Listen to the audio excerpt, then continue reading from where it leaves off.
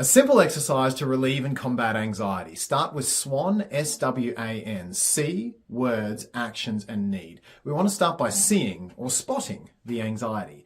Wherever it is in your body, locate it. Go inside. Check in. Find the emotion within you. Where is it centered?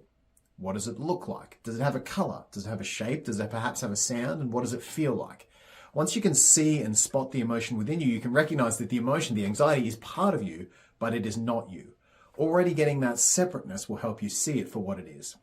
W stands for words. Remember, emotions are messages from our unconscious mind to do something or not do something. Positive emotions take us towards something, and negative emotions are our unconscious mind's attempt to move us away from something. So in this case, anxiety, a negative emotion, is going to come with certain words, certain messages attached, telling us something is bad, something's going wrong, not to do something. It could be you're going to be abandoned, he's losing interest, he's going to leave, I'm not good enough, I need to be on guard, controlling all the time.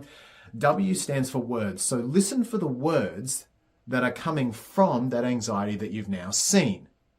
What are the messages that are attached to the anxiety? A stands for action. Whenever our unconscious mind is delivering emotions with messages attached, there's a reason for it, because it wants us to take some sort of action. As I say, positive emotions are usually keep doing what you're doing, do more of that. Negative emotions mean stop doing that, move away from something bad.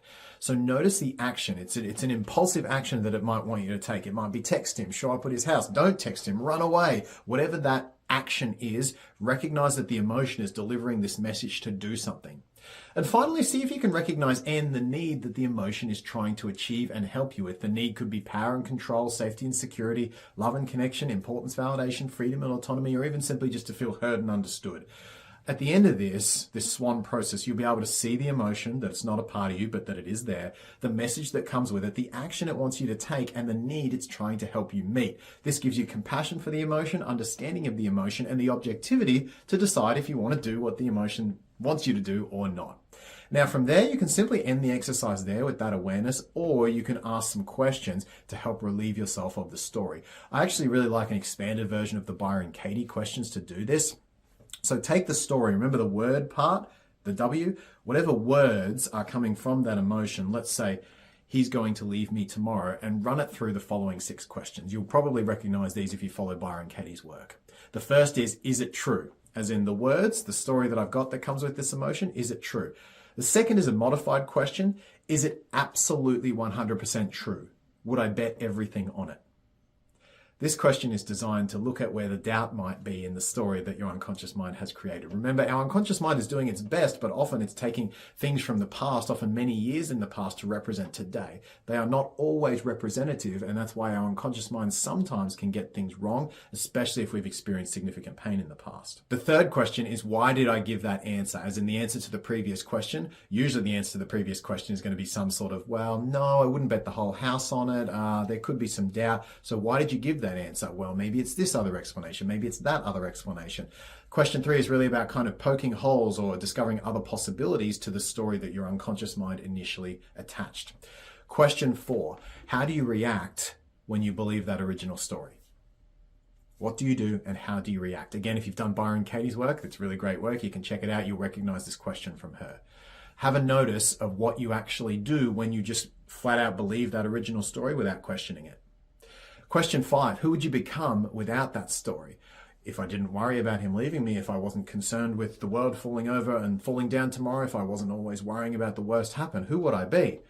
Oh my gosh, I'd be free, I'd be relaxed, I'd be happy, I'd be doing so well. So start to paint a picture of the person you would become without that story. If you listen to the doubts that we poked from question 3, who would you become? How would you live? How would you show up? And question 6, this is my personal favorite. What action could you take right now to become the person you just described? If you have a good thought, but you don't act on it, then it just becomes a whiff. It's just a thought. You can get a lot more concrete transformation if you actually act on a positive thought. No one's feeling positive all the time, but when you do feel positive and you act on it, you set about positive things happening in your life. So the 6th question that I add here for my clients is really important, because if you're trying to transform, if you're trying to become a better version of yourself, then taking an action that's aligned with that better version of yourself as often as possible, especially when you're in the right state, is crucial. So question 6 says, okay, if I was showing up as that person, how would I act right now? And it starts to almost like you're casting a movie character for the best version of yourself. You're starting to become that person with every action that you take along the way.